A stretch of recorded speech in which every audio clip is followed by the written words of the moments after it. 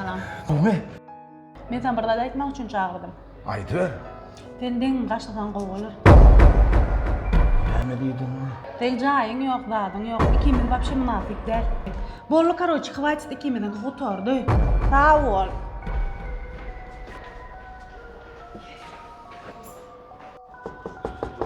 Gel. Salam. Falan. Sen mi? Hawa men. Ne edip? Nädip boldun?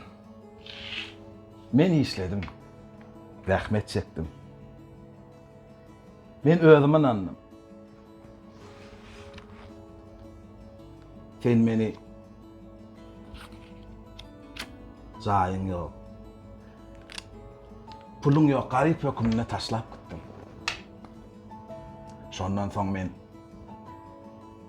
özüme jaý baradak agentlik açdym. Hawa banksat düşmedi. Öyle men özüme inandım. Rahmet çekdim. Gecelerine yatmadım. Şehrin ehli zaýlaryny öz üstümden geçirdim. Hawa men jaý edindim. Biram däl. Yüzlerçe, nünglerçe jaý bolsa hemmesini şu kompýuterlaryň içinden geçirdim. Durmuşum şowundan başlap jaý işine öňsü berdim. Ähli bir adam diňe sana suud etmek üçin. Men sana inanmadığım için bağışla, Akburat. Meni bağışla.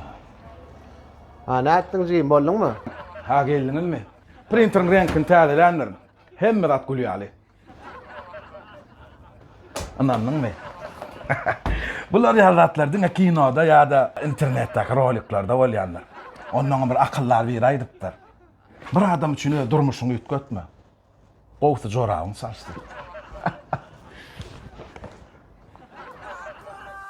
Ha, geçin oturun.